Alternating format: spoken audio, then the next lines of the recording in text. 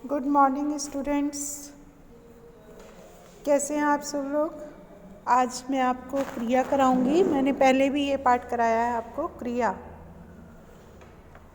क्रिया यानी चलना फिरना, दौड़ना, खाना पीना, सोना। जिन शब्दों से किसी काम का करना या होना प्रकट होता है वो क्रिया कहलाती है। और इसकी हम डेफिनेशन, इसकी परिभाषा इस तरह से दे सकते हैं कि किसी कार्य के करने या होने का बोध कराने वाले शब्द क्रिया कहलाते हैं। परिभाषा के आधार पर क्रिया के कार्यों को दो वर्गों में बांटा जा सकता है। जैसे पहली है करना। इस क्रिया से किसी कार्य के करने का बोध होता है, अतः इस वर्ग की क्रियाओं को कार्यवाची क्रिया कहते हैं। जैसे विद्यार्थी पत्र लिखता है, शाम पानी पीता है। दूसरा है होना। इस क्रिया से किसी वस्तु का होना अर्थात अस्तित्व प्रकट होता है, अतः इस वर्ग की क्रियाएं अस्तित्ववाची क्रिया कहलाती हैं। जैसे ताजमहल सुंदर है, प्रातःकाल का समय था। अब हम आते हैं धातु पर। इसको कैसे समझा जाए, कुछ उदाहरण इस तरह से हैं। पत्र सुंदर और स्पष्ट लिखना चाहिए। प्रेम अस्पष्ट पत्र लिखता है। दर्पण ने पत्र लिखा, भैया मुझे भी पत्र लिखिए। जल्दी जल्दी मत लिखो, मैं तो जल्दी जल्दी ही लिखूँगा। यहाँ लिखना क्रिया के विभिन्न रूप मिलते हैं। इन रूपों में समान अंश है लिख। ना वहाँ पर ज़्यादा है, लेकिन दोनों जो वाक्य आए हैं दोनों वाक्यों में एक समान अंश जो है वो है लिख। किसी क्रिया के विभिन्न रूपों में जो अंश समान रूप से मिलता है उसे क्रिया की धातु कहते हैं। धातु में ना जोड़कर सामान्य क्रिया का रूप बनता है, जैसे लिखना, पढ़ना, दौड़ना आदि। तो धातु के कौन से 5 भेद होते हैं? सामान्य मूल धातु जैसे खाना, सोना, पढ़ना।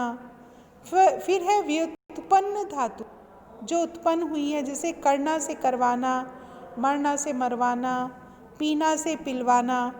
फिर आती है अगली वाली नाम धातु, जैसे लाज से लजाना, हाथ से हथियाना, रंग से रंगना।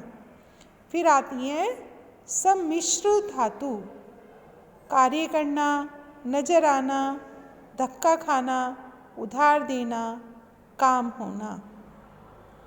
फिर आती है अगली वाली अनुकरणात्मक धातु, खटखटाना, हिनहिनाना, चहचहाना, फटफटाना। ये सब हमारी धातु क्रियाओं के भेद हैं। पहला था सामान्य धातु, दूसरा था व्युत्पन्न धातु, तीसरा था नाम धातु, चौथा है सम्मिश्र धातु, अनुकरणात्मक धातु। क्रिया के भेद कर्म, संरचना और अर्थविधि के आधार पर समझे जा सकते हैं। कर्म के आधार पर क्रिया के भेद आक्रमक तथा सकर्मक। आक्रमक क्रिया का अर्थ है जिस वाक्य में कर्म नहीं हो, अर्थात जिस क्रिया को कर्म की आवश्यकता न हो उसे आक्रमक क्रिया कहते हैं।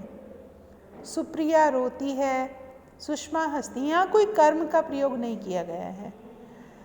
अकर्मक क्रिया के व्यापार और फल कर्ता पर पड़ते हैं। जैसे कि क्रिया से पहले क्या अथवा किसको लगाकर प्रश्न करने पर कोई उत्तर ना मिले तो क्रिया आक्रमक होगी। जैसे क्या रोती है, उत्तर नहीं है। किसको रोती है, उत्तर नहीं है। क्या हंसती है, किसको हंसती है, इसका उत्तर नहीं मिल पा रहा है।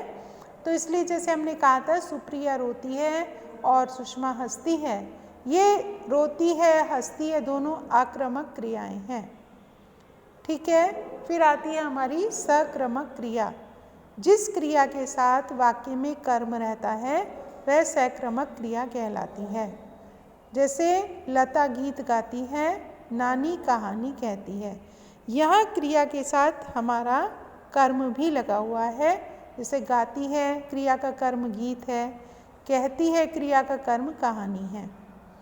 तो ये क्रियाएं कैसी हुई, गाती है और कहती है, ये हुई हमारी सक्रमक क्रियाएं।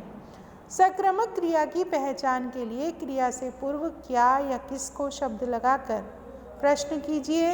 उत्तर में मिला शब्द कर्म होता है तो क्रिया सक्रमक होती है। जैसे क्या गाती है, गीत, क्या कहती है, कहानी। तो गीत और कहानी कर्म है और गाती और कहती जो क्रियाएं हैं वो सक्रमक क्रियाएं हैं। फिर जैसे कई बार हम आक्रमक क्रियाओं से सक्रमक क्रिया भी बना लेते हैं। जैसे एग्जाम्पल, उसका उदाहरण, आदमी लड़ता है, इसका सक्रमक क्रिया का प्रयोग कैसे बनाएंगे, वह लड़ाई लड़ता है। नीता हंसती है, वह अपनी हंसी हंसती है। रुद्र दौड़ता है, वह एक दौड़ दौड़ता है। यहाँ पर लड़ाई, हंसी, दौड़, ये सब क्या है, ये सब सक्रमक कर्म हैं।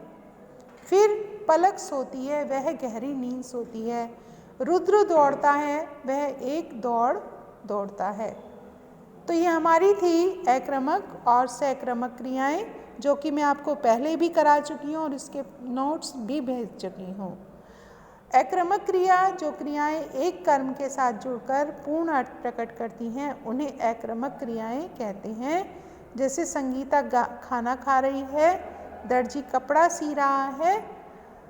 द्विक्रमक क्रियाओं में कुछ सक्रमक क्रियाएं अपने साथ दो क्रमक रखती हैं। जैसे अभय ने नीता को पुस्तक दी। इस वाक्य में दी क्रिया के दो कर्म हैं, नीता और पुस्तक।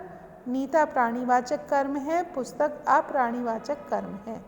विशेष टिप्पणी, जब किसी वाक्य में दो कर्म होते हैं तो अप्राणीवाचक कर्म मुख्य होता है और उसके बाद कोपरसर्ग नहीं लगता। प्राणीवाचक कर्म गौण होता है तो उसके बाद कोपरसर्ग लगता है। वाक्य में मुख्य कर्म गौण कर्म से पहले आता है और गौण कर्म क्रिया के पहले आता है। जैसे रमा बिन को रोटी खिला रही है, नानी बच्चों को कहानी सुना रही है। तो ये हमारी थी एक क्रमक क्रियाएं जो कर्म के साथ जुड़कर अर्थ को प्रकट करती हैं, पूर्ण अर्थ को प्रकट करती हैं। द्विक्रमक क्रियाएं जो अपने साथ दो कर्म रखती हैं। जैसे अभय ने नीता को पुस्तक दी, यहाँ दी, यहाँ क्रिया के दो कर्म हैं, एक तो नीता है, दूसरी पुस्तक है।